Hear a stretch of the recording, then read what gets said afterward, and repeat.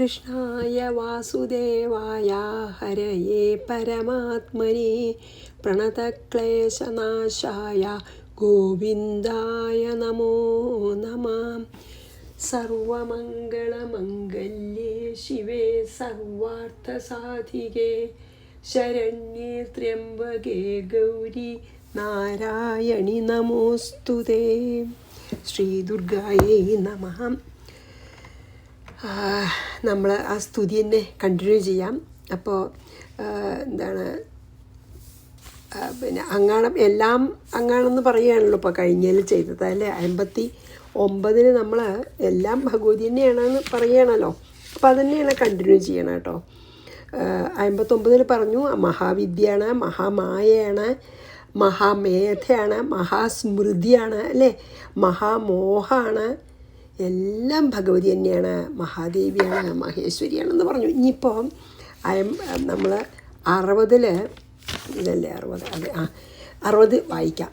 പ്രകൃതിസ്ത്വം ച സർവസ്യ ഗുണത്രയ വിഭാവിനി കാളരാത്രിർ മഹാരാത്രിർ മോഹരാത്രിശ്ച ദാരുണാം. ത്വം സർവസ്യ പ്രകൃതി, അതായത് ഈ ത്രിഗുണങ്ങളിൽ നിന്നുണ്ടായ ഈ നമ്മൾ കാണുന്ന പ്രപഞ്ചത്തിൻ്റെ മുഴുവൻ അതുണ്ടാവുന്നതിന് മുമ്പുള്ള കാരണമാണ്, അല്ലെങ്കിൽ ദേവിയാൽ നിർമ്മിക്കപ്പെട്ടതാണ് ഏത് ഈ പ്രപഞ്ചം. അതാണ് ത്വം സർവസ്യ പ്രകൃതി എന്ന് പറഞ്ഞത്. അതായത് നമ്മൾ ഈ ഇതിൽ കണ്ടൂല. അപ്പോൾ ഈ ഒരു മണ്ണുകൊണ്ടുള്ള ഒരു മണ്ണെടുത്തിട്ട് കുറേ മണ്ണുണ്ടാച്ചുള്ളൂ. മണ്ണുകൊണ്ട് കുറേ നമ്മൾ പാത്രങ്ങളും സാധനങ്ങളും ഉണ്ടാക്കിച്ചോട്ടെ. മണ്ണാണ് എല്ലാം. നമ്മൾ പേരും ഒക്കെ വേറെ പറയുന്നുണ്ട് അല്ലേ, പേരൊക്കെ വേറെ പറയും. പാത്രമാണ്, വിളക്കാണ്, അല്ലെങ്കിൽ ഒരു ചട്ടുകാണ്, മരികയാണ്, സ്പൂണാണ്, അങ്ങനെ എന്ത് വേണമെങ്കിൽ ഉണ്ടാക്കാം ഷേപ്പിൽ. പക്ഷേ എല്ലാം ശരിക്കും മണ്ണ് തന്നെയാണ്. ആ മണ്ണിനെയാണ് നമ്മൾ ഉപാദാന കാരണം എന്ന് പറയുക. എന്തുകൊണ്ടാണ് ഉണ്ടാക്കി വെച്ചാൽ അതാണ് ഉപാദാന കാരണം. അതുപോലെ ഇവിടെ എന്താണ് പറയണ വെച്ചാൽ സ്ത്വം സർവസ്യ പ്രകൃതി എന്ന് പറഞ്ഞാൽ അതിൽ ശരിക്കും അർത്ഥം എന്താ വെച്ചാൽ ഈ ദേവിയുടെ ഉള്ളിലുള്ള ദേവിയുടെ ത്രിഗുണാത്മികയാണ്. 3 ഗുണങ്ങൾ ദേവിയുടെയാണ്. ആ ഗുണങ്ങളിൽ നിന്നുണ്ടായതാണ് നമ്മൾ ഈ കാണുന്ന പ്രപഞ്ചം. അപ്പം ആ പ്രപഞ്ചത്തിൻ്റെ ഉപാദാന കാരണം എന്തുകൊണ്ടാണ് പ്രപഞ്ചം ഉണ്ടാക്കിയത് വെച്ചാൽ അതന്നെ ദേവിയാണ് ഉണ്ടാക്കിയത്. നിമിത്തവും ദേവിയാണ്. പക്ഷെ അല്ലെങ്കിൽ ഭഗവാൻ എന്ന് നമ്മൾ പറഞ്ഞായിരുന്നു ഭാഗവതത്തിൽ. ഇപ്പോൾ ദേവിമഹാത്മ്യത്തിൽ എന്താ പറയുക, നിമിത്ത കാരണവും ഉപാദാന കാരണവും ഒക്കെ ദേവിയാണ്. അപ്പം നമുക്കിപ്പോൾ നോക്കൂ, മണ്ണുകൊണ്ടൊരു കല ഉണ്ടാക്കണമെങ്കിൽ മണ്ണ് ഉപാദാന കാരണമാണ്, പക്ഷെ നിമിത്ത കാരനാണ് ഉണ്ടാക്കണ ആളാണ് അല്ലേ, കുംഭാരനാണ് ഉണ്ടാക്കണ ആൾ. പക്ഷേ ഈ ജഗത്തിൻ്റെ കാര്യത്തിൽ അങ്ങനെയല്ല. ജഗത്ത് ദേവിയാൽ ഉണ്ടാക്കപ്പെട്ടതും അതിൻ്റെ കാരണക്കാരൻ ഉണ്ടാക്കിയ ആളും നിർമ്മാതാവും ദേവിയാണ്, ഉണ്ടാക്കിയ സാധനവും ദേവിയാണ്. അതുപോലെയാണ്. അതായത് ഉപാദാന കാരണവും നിമിത്ത കാരണവും ദേവി തന്നെയാണ് ജഗത്ത് സൃഷ്ടിച്ചത്, ദേവിയെ കൊണ്ട് തന്നെയാണ് സൃഷ്ടിച്ചത്. അപ്പോൾ മുഴുവൻ നിറഞ്ഞു നിൽക്കുകയാണല്ലോ. അതാണ് ഇവിടെ സർവസ്യ പ്രകൃതി എന്ന് പറയാൻ കാരണം കേട്ടോ. അതായത് ഈ ദൃശ്യപ്രപഞ്ചത്തിൻ്റെ മുഴുവൻ ഉപാദാന കാരണമാണ്. ഓഫ് കോഴ്സ് നിമിത്തമാണ്. ദേവി തന്നെ ഉണ്ടാക്കണു, ദേവിയെ വെച്ചുണ്ടാക്കി ദേവി നിറഞ്ഞു നിൽക്കുകയാണ്. അതുകൊണ്ടാണ്. അതായത് സർവവും ദേവിയാൽ നിർമ്മിതാണ്. അതാണ് ത്വം സർവസ്യ പ്രകൃതി. പിന്നെ ഗുണത്രയ വിഭാവിനി, പിന്നെ 3 ഈ ഗുണങ്ങളെ പ്രകാശിപ്പിക്കുന്നവളുമാണ്. അതായത് ഈ 3 ഗുണങ്ങൾ ഇല്ലാത്ത സമയത്തും നമ്മൾ പറഞ്ഞില്ലേ, ബിന്ദുവായിട്ട് നിൽക്കുന്ന സമയത്തും ദേവി തന്നെയാണ്. പിന്നെ ഭഗവാൻ എനർജി കൊടുക്കുമ്പോൾ ത്രിഗുണങ്ങളുടെ എന്താ പറയുക, ഈക്വിലിബ്രിയം നഷ്ടപ്പെട്ടിട്ട് മഹത്വത്വം ഉണ്ടായി. പിന്നെ അതിന്ന് അഹങ്കാരങ്ങളുണ്ടായിട്ടാണല്ലോ പ്രപഞ്ചം സൃഷ്ടിച്ചത്. അപ്പോൾ ഗുണത്രയ വിഭാവിനിച്ച എന്താ, ഈ ഗുണത്രയത്തെ വേണമെങ്കിൽ പ്രകാശിപ്പിക്കാനും പറ്റും, അല്ലെങ്കിൽ ഭഗവാന്റെ ഉള്ളിൽ ശക്തിയായിട്ട് കിടക്കുമ്പോൾ അത് കാണിക്കാതിരിക്കാനും പറ്റും. അങ്ങനെ ഗുണത്രയ വിഭാവിനിയാണ്. കാളരാത്രി പറഞ്ഞാൽ എന്തറിയോ, ബ്രഹ്മാവിൻ്റെ ഓരോ പകൽ കഴിയുമ്പോഴുള്ള പ്രളയത്തിൻ്റെ ആ രാത്രി, അതായത് സംഹാര രാത്രി എന്നും പറയത്രേ. ഓരോ ബ്രഹ്മാവിൻ്റെ ഒരു പകൽ കഴിയുമ്പോൾ ഒരു പ്രളയം ഉണ്ടല്ലോ, എല്ലാവരും മരിക്കുമല്ലോ, സംഹാരമാണല്ലോ അത്. അതുകൊണ്ടാണ് അത്ര കാളരാത്രി എന്ന് പറയുന്നത്. കൽപ്പാന്ത രാത്രി, ഓരോ കൽപ്പത്തിൻ്റെ അന്ത്യത്തിലുള്ള രാത്രി, അല്ലെങ്കിൽ സംഹാര രാത്രി, കാളരാത്രി, അതും ഭഗവതിയാണ് സംഹരിക്കുന്നതും. തീർച്ചയാക്കി മതിയെന്ന് തീർച്ചയാക്കി അല്ലേ. പിന്നെ മഹാരാത്രി പറഞ്ഞാൽ വെച്ചാൽ ബ്രഹ്മാവിൻ്റെ ആയസ് കഴിഞ്ഞിട്ടുള്ളതാണ്, ബ്രഹ്മാവിൻ്റെ അവസാന രാത്രി. ഇത് കാളരാത്രി പറഞ്ഞാൽ ഓരോ ദിവസം കഴിയുമ്പോഴത്തെ രാത്രി. മറ്റത് മഹാരാത്രി പറഞ്ഞാൽ മഹാപ്രളയം കഴിഞ്ഞിട്ടുള്ള രാത്രിയാണ്. മഹാപ്രളയം എപ്പോഴാണ് കഴിയുക? ബ്രഹ്മാവിൻ്റെ ആയസ് കഴിയുമ്പോൾ, 100 വയസ്സ് കഴിയുമ്പോൾ. മറ്റത് എല്ലാ ദിവസത്തെയാണ് കേട്ടോ. അതാണ് കാളരാത്രി. മഹാരാത്രി പറഞ്ഞാൽ എല്ലാം അതും ഭഗവതിയാണ്. വെച്ചാൽ ആദ്യത്തെ രാത്രിയും ഓരോ ദിവസം കഴിഞ്ഞാലത്തെ രാത്രിയും അവസാനത്തെ ബ്രഹ്മാവിൻ്റെ ആയസ് കഴിഞ്ഞ രാത്രി ഒക്കെ ഭഗവതിയാണെന്ന് പറഞ്ഞാൽ ഇവിടെ വേറെ ആരും ഇല്ല തന്നെ. ആ പ്രളയവും ദേവി തന്നെയാണ്, മന്വന്തര പ്രളയം. പിന്നെയോ ബ്രഹ്മാവിൻ്റെ അവസാന രാത്രിയും. പിന്നെ മോഹരാത്രിയാണ്. അതെന്താ മോഹരാത്രി പറഞ്ഞാൽ? ഈ മമത, രാഗം, അറ്റാച്ച്മെൻറ്റ് എന്ന ചുഴി നമ്മൾ പറഞ്ഞില്ലേ ഇതിനു മുമ്പ് ഒരു ശ്ലോകത്തിൽ കണ്ടല്ലോ, മമതാവർത്തമാണ്. ആവർത്തം വെച്ചാൽ ചുഴിയാണ്. ആ മമതയാകുന്ന ചുഴിയിലിട്ടിട്ട് നമ്മളെ മോഹക്കുണ്ടിലേക്ക് നയിക്കും. അങ്ങനത്തെ മോഹരാത്രി, മോഹിപ്പിക്കുന്നവളും ആണ്, മോഹരാത്രി സ്വരൂപയുമാണ് ആര്? ഭഗവതി. അതായത് നമുക്ക് പിന്നെ ഈ മോഹം എന്ന് പറഞ്ഞാൽ നമ്മളൊരു ഡെഫിനേഷൻ പറഞ്ഞു, അത് വളരെ എനിക്കിഷ്ടമായത്. അത് ഓർമ്മയുണ്ടെങ്കിൽ ഞാൻ ഓർമ്മിപ്പിക്കാം. അതെന്തായോ, നമുക്കിഷ്ടമല്ലാത്തതിനെ, അല്ലെങ്കിൽ നമുക്ക് ശ്രേയസ്കരമല്ലാത്തതിനെ, അല്ലെങ്കിൽ നമുക്ക് അഹിതമായതിനെ ഹിതമായി കാണുക. നമുക്ക് ശ്രേയസ്കരമല്ലാത്തതിനെ ഹിതമായി അതാണ് ചെയ്യേണ്ടത് തോന്നുക. അതാണ് അഹിതമായതിനെ ഹിതമായി കാണുക. എന്നിട്ടോ അഹിതം എന്ന് പറയുമ്പോൾ ഇവിടെ ശ്രേയസ്കരം എന്നാണ്, ശ്രേയസ്കരം അല്ലാത്തതെന്നാണ് കേട്ടോ അഹിതം. അഹിതമായതിനെ നമ്മൾ ഹിതമായിട്ട് കാണുകയാണ്.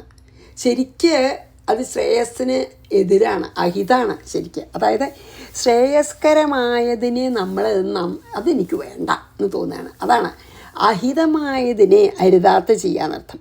ഹിതമായിട്ട് കാണുക, അതെനിക്ക് ചെയ്യുക. അപ്പം എന്താ? ശ്രേയസ്കരമല്ല, പ്രേയസ്കരാണ്. അതെ, പക്ഷേ ശ്രേയസ്കരവും പ്രേയസ്കരവും മാറാതെ ശ്രേയസ്കരമായതിനെ നമ്മൾ ഇഷ്ടപ്പെടാതെയും പ്രേയസ്കരമായതിനെ ഇഷ്ടപ്പെടുകയും ചെയ്യണതാണ് മോഹം. അതായത് നമുക്ക് നല്ലത് എന്താ വെച്ചാൽ അതിനെയല്ല നമുക്ക് ശരിയാണ് തോന്നണത്, നല്ലതിനെ ശരിയല്ല എന്നും തോന്നും. അതാണ് അഹിതമായതിനെ ഹിതവും ഹിതമായതിനെ അഹിതവും ആയിട്ട് തോന്നണതാണ് മോഹം. നമ്മൾ പറഞ്ഞല്ലോ. അപ്പോൾ ഇവിടെ മോഹരാത്രി എന്നും കൂടിയും പറയണ്ട. കാരണം ചെയ്യാൻ പാടില്ലാത്തൊക്കെ ചെയ്യാൻ പാടുന്ന തോന്നണ ആ ഒരു അജ്ഞാനം, അതും ദേവി തന്നെ. ആ ബുദ്ധി ഒക്കെ പറഞ്ഞാലും മുമ്പത്തേൽ ബുദ്ധി തന്നെ, പക്ഷെ ഈ അജ്ഞാനവും ദേവി തന്നെ. പിന്നെയോ മോക്ഷം അതായത് മാത്രമല്ല, നമ്മളെ മോക്ഷം ലഭിക്കണത് വരെ നമ്മളെ മോഹിപ്പിച്ചുകൊണ്ടിരിക്കുന്ന വ്യാമോഹരൂപിണിയാണ് കാളരാത്രി രൂപിണി, അല്ലേ? മഹാരാത്രി രൂപിണി. പിന്നെയോ മോഹരാത്രി രൂപിണി എന്താ? വ്യാമോഹരൂപിണി, നമ്മളെ മോഹിപ്പിക്കുന്നത്. ശരി തെറ്റും തെറ്റ് ശരിയായിട്ട് തോന്നിപ്പിക്കും. എന്താ ഇപ്പം ശരി? എന്താ ശരിക്ക്? നമ്മൾ ആത്മാവാണെന്നുള്ളത്. അതിനെ തെറ്റിദ്ധരിപ്പിക്കുകയാണ് നമ്മൾ ബോഡിയാണെന്ന്. ശരിയല്ലാത്ത എന്താ? നമ്മൾ ബോഡിയാണെന്നുള്ള വിചാരം. അത് ആത്മാവാണെന്ന് വിചാരിക്കാൻ സമ്മതിക്കില്ല. അതന്നെയാണ് ഏറ്റവും വലിയ അജ്ഞാനം. അതാണ് ദേവി. ആ വ്യാമോഹരൂപിണിയും ആണ്, മോക്ഷരൂപിണിയാണല്ലോ. പിന്നെ അതുകൊണ്ട് തന്നെയാണ് ദാരുണ എന്ന് പറയണത്, ഭയങ്കരി എന്ന് പറയണത്. കാരണം നമ്മളിങ്ങനെ കഷ്ടപ്പെടുത്തും. പക്ഷേ പ്രസന്ന വരതയാണ് കേട്ടോ. പ്രസാദിച്ചാലോ വരതയാണ്. പക്ഷെ അല്ലെങ്കിൽ നമ്മൾ ആ മോഹത്തിൽ പെട്ട് ഉഴലും. അതുകൊണ്ടാണ് ദാരുണ, ഭയങ്കരി എന്ന് പറയാം. അതായത് പരിഹാരമില്ലാത്തതെന്ന് അർത്ഥമുണ്ട്. അതായത് ഭഗവതിയെ ആശ്രയിക്കുക മാത്രമേ പരിഹാരമുള്ളൂ. ആശ്രയിച്ചിട്ട് നമുക്ക് തരണം ചെയ്യണം. അല്ലെങ്കിൽ എത്ര നമ്മൾ പിന്നെ ശ്രമിച്ചാലും പറ്റില്ല, പരിഹാരം ഇല്ല. എപ്പോഴാണ് പരിഹാരം ഉണ്ടാവുക? നമ്മളെ ആശ്രയിച്ചിട്ട് പ്രസന്നയായാൽ അതുവരെ നമുക്ക് ഒരു പരിഹാരം ഒരാൾക്കും കാണാൻ പറ്റില്ല. അങ്ങനത്തെ ഭയങ്കരിയാണ് എന്നാണ് പറഞ്ഞത്. അപ്പോൾ ഈ സർവപ്രകൃതി എന്ന് ഞാൻ ഒന്നും കൂടി പറയട്ടെ. സൃഷ്ടിക്ക് മുമ്പ് ഭഗവാനിൽ ലയിച്ച് കിടക്കുന്ന ത്രിഗുണങ്ങളെ പിന്നെ ഒക്കെ യാതൊന്നും നടക്കാത്ത അവസ്ഥയിൽ, അതായത് എല്ലാം ആ അവസാനത്തെ പ്രളയം കഴിഞ്ഞിട്ടുള്ള യോഗനിദ്രയിൽ, അതായത് ബ്രഹ്മാവിൻ്റെ ആയസ് കഴിഞ്ഞിട്ടുള്ള യോഗനിദ്രയിൽ ബ്രഹ്മാവും ഭഗവാനിൽ ലയിക്കും, കാലവും ലയിക്കും, മായയും ലയിക്കും, എല്ലാം ലയിക്കും. ഭഗവാൻ ലയിക്കുള്ളൂ കേട്ടോ, നശിക്കില്ല കേട്ടോ.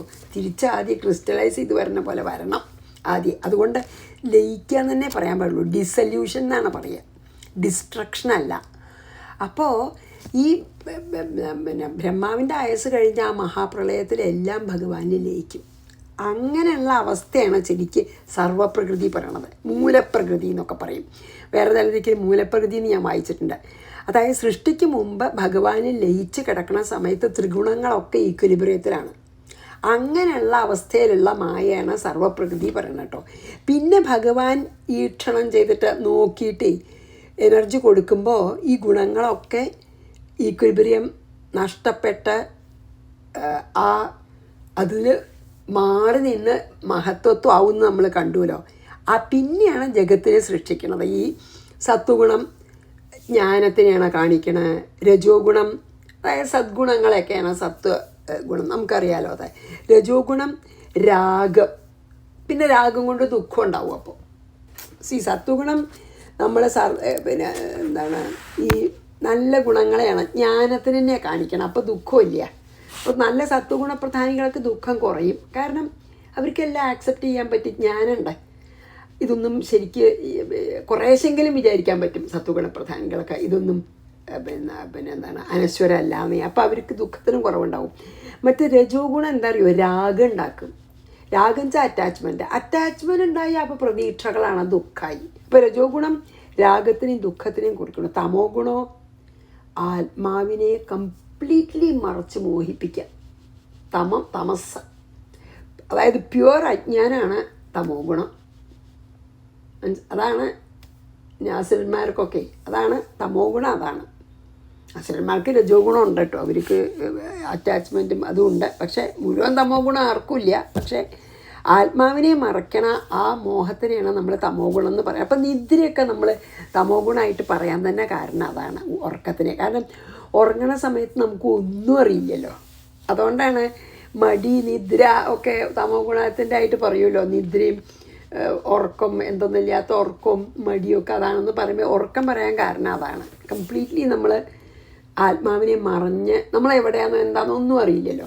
വ്യത്യസ്തം ഉണരണ വരണേ. അതുകൊണ്ടാണത് പറയണമെന്നൊക്കെ ഞാൻ വായിച്ചു വരുത്തിക്കില്ല. അപ്പോൾ സത്വഗുണം ജ്ഞാനത്തിനെയും സദ്ഗുണങ്ങളെയും, രജോ ഗുണം രാഗത്തിനെയും, തമോ ഗുണം ദുഃഖത്തിനെയും, തമോ ഗുണം ആത്മാവിനെ മറയ്ക്കുന്ന മോഹത്തിനെയും ആണ് പറയണമെന്ന് പറയാം നമുക്ക്. അപ്പോൾ നമുക്ക് ഈ ഇപ്പോൾ എന്താണ് ഭഗവതിയുടെ പിന്നെ മുമ്പേ എല്ലാം നല്ലതല്ലേ പറഞ്ഞേ. ഇപ്പോൾ പിന്നെ എന്താണ് കാളരാത്രി മഹാരാത്രി ഒക്കെ പറയുന്നുണ്ട്. എല്ലാ സ്വരൂപവും ഉണ്ട്. പിന്നെയോ അജ്ഞാന സ്വരൂപിണിയാണ്, വ്യാമോഹരൂപിണിയാണ് ഒക്കെ പറയുന്നുണ്ടല്ലേ. സർവപ്രകൃതിയാണ് വെച്ചാൽ വേറെ ഒന്നുമില്ല അവിടെ, ആ ഒരൊറ്റ ശക്തിയുള്ളൂ എന്ന് പിന്നെയും പറയുന്നുണ്ടല്ലോ. അപ്പം നമുക്ക് ഈ പ്രകൃതി 60 വായിക്കാം. പ്രകൃതിസ്ത്വം ച സർവസ്യ ഗുണത്രയ വിഭാവിനി കാളരാത്രിർ മഹാരാത്രിർ മോഹരാത്രിശ്ച ദാരുണ. 61. ത്വം ശ്രീ സ്ത്വമീശ്വരീ ത്വം ഹ്രീ സ്ത്വം ബുദ്ധിർബോധലക്ഷണ ലജ്ജാ പുഷ്ടിസ്തഥാ തുഷ്ടിസ്ത്വം ശാന്തി ക്ഷാന്തിരേവ ച. ഇനി ത്വം ശ്രീഹി, അതായത് അവിടുന്ന് ലക്ഷ്മി തന്നെയായിരുന്നു എന്ന് പറഞ്ഞാൽ എന്താ, നമ്മൾ പറയുമല്ലോ ശ്രീമാന്മാരുടെ ശ്രീ ആരാ, ഭഗവതി. അവരുടെ കേമത്തൊന്നുമല്ല, ആർക്കാണ് ശ്രീ ഉള്ളത്? അത് ആ ശ്രീമാന്മാരുടെ ശ്രീയുടെ പിന്നിലുള്ള ശക്തി ആരാണ്? ഭഗവതി. അവരുടെ എപ്പോൾ വേണമെങ്കിൽ ഭഗവതിക്ക് എടുക്കുകയും ചെയ്യാം. അപ്പോൾ ശ്രീമാന്മാരുടെ ശ്രീക്ക് പിന്നിലുള്ള ശക്തിയാണ് അവിടുന്ന് നിന്തിരുവടി. ഈശ്വരീത്വം, അതായത് ഈശ്വരത്വം ഉള്ളവരുടെ ഐശ്വര്യവുമാണ്. ഈശ്വരനെ പോലെ ചിലരുണ്ടല്ലോ, നല്ല ഐശ്വര്യവാന്മാർ, അവരുടെ ഐശ്വര്യത്തിൻ്റെ പിന്നിൽ ശക്തിയും ഭഗവതി ഐശ്വര്യ സ്വരൂപിണിയാണ്.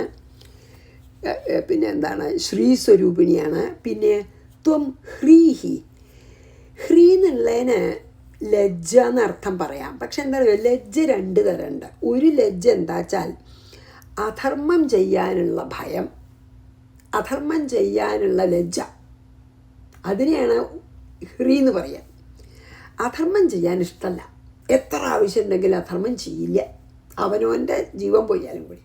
അങ്ങനെ അധർമ്മം ചെയ്യാനുള്ള ലജ്ജയാണ് നമ്മൾ ഹ്രീ എന്നുള്ള വാക്കുകൊണ്ട് നമ്മൾ ആക്ച്വലി 3 തരം ലജ്ജ ഉണ്ടാ പറയാം. നമ്മൾ ഈ പറയുന്ന ലജ്ജ എന്താ അറിയോ, ഈ കാമുകനെ കണ്ട കാമുകിക്കുള്ള ലജ്ജ അതേ അല്ല.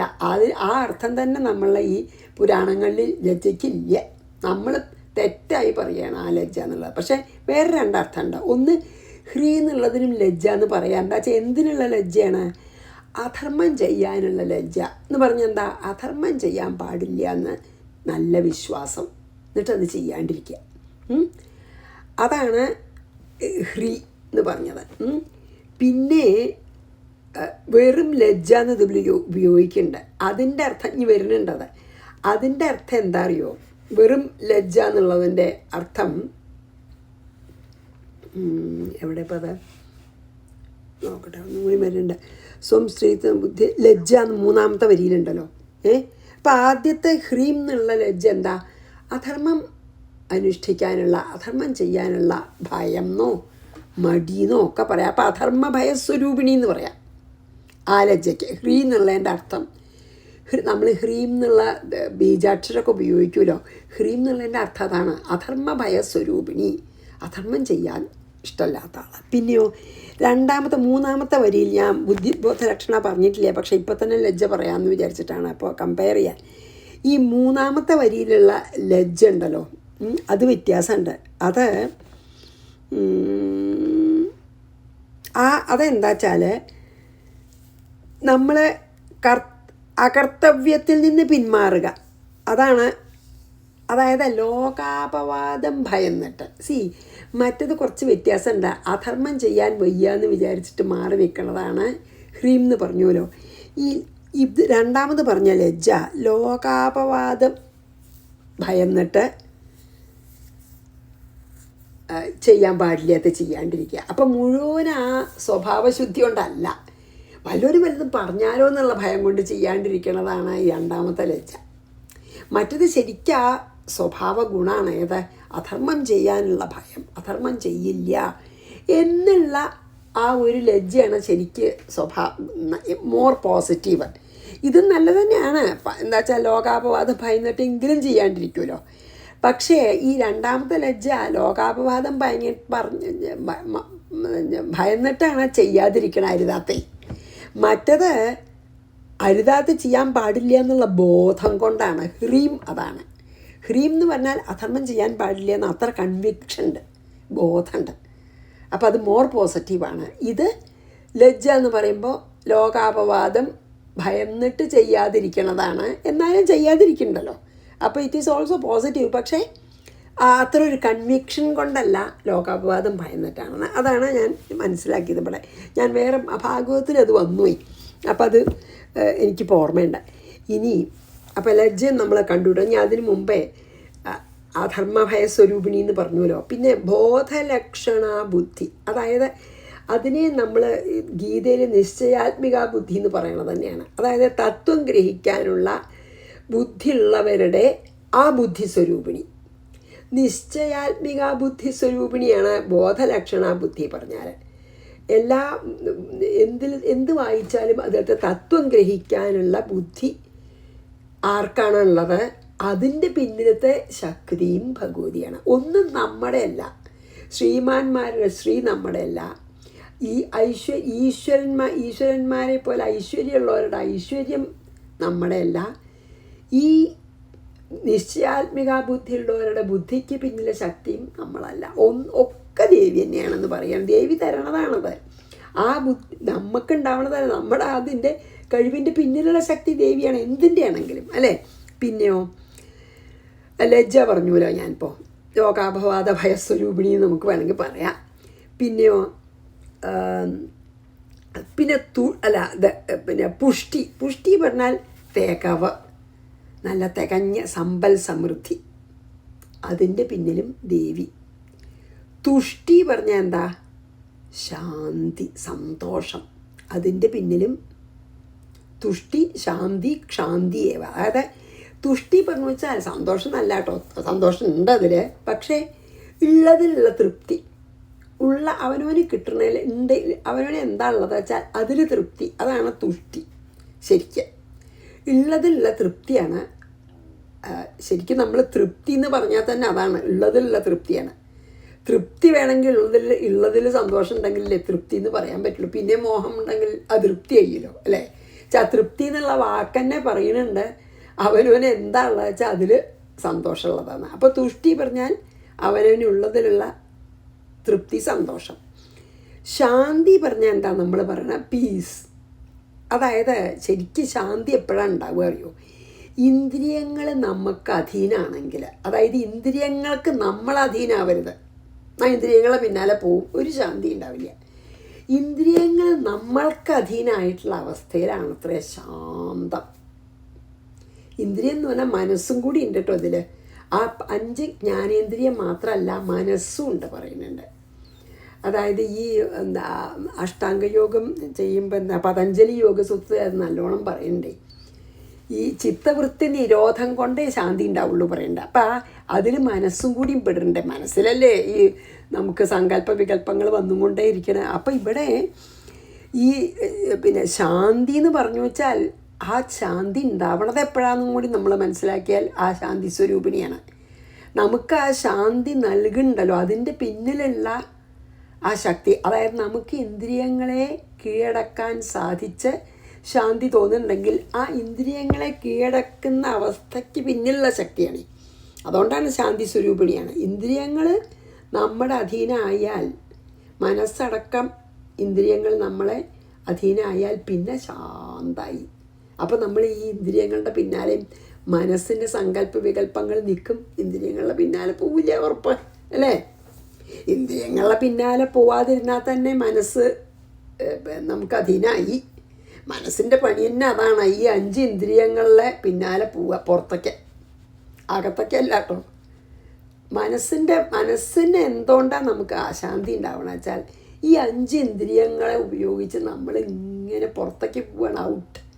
അപ്പം നമുക്ക് എപ്പോഴും ഓരോ വിചാരം, ഒരു വിചാരം കഴിഞ്ഞാൽ വേറൊരു വിചാരം. എത്ര 60,000 തോട്ട്സൊക്കെ ഒരു ദിവസം ഉണ്ടെന്നൊക്കെ പറയുന്നുണ്ട്, ഒന്ന് കഴിഞ്ഞാൽ ഒന്ന് അങ്ങനെ. അപ്പോൾ ഈ ശാന്തിയുടെ കാരണം തന്നെ നമുക്ക് മനസ്സും ഇന്ദ്രിയങ്ങളും അധീനമാവണമാണ്. ആ മനസ്സിനെയും ഇന്ദ്രിയങ്ങളെയും അധീനമാക്കാൻ നമ്മളെ സഹായിക്കുന്ന ശക്തിയും, അങ്ങനെ നമ്മളെ ശാന്തമാക്കാൻ നമ്മുടെ ശാന്തിയുടെ പിന്നിലുള്ള ശക്തിയും ഭഗവതിയാണ്. പിന്നെ അതായത് ശാന്തസ്വരൂപിണി എന്ന് പറയാം, ശാന്തി സ്വരൂപിണി എന്ന് പറയാം. പിന്നെ ക്ഷാന്തി പറഞ്ഞാൽ ക്ഷമ, ടോളറൻസ്, തിതിക്ഷ, എന്തു വേണമെങ്കിൽ പറയാം. സത്യം പറഞ്ഞു വെച്ചാൽ എന്താ വെച്ചാൽ ശരിക്കും പറയാച്ചാൽ തിതിക്ഷ എന്ന് തന്നെ പറയണം ശാന്തിക്ക്. അതായത് എത്ര പ്രകോപനങ്ങൾ ഉണ്ടായാലും, നമ്മളെ എത്ര ആൾക്കാർ പ്രകോപിപ്പിച്ചാലും നമുക്ക് പകരം ചെയ്യാൻ നമുക്കതിനുള്ള ശക്തി ഉണ്ടെങ്കിൽ പോലും പ്രതികരിക്കാതിരിക്കാനുള്ള ശക്തിയാണ് ക്ഷാന്തി അല്ലെങ്കിൽ തിതിക്ഷ.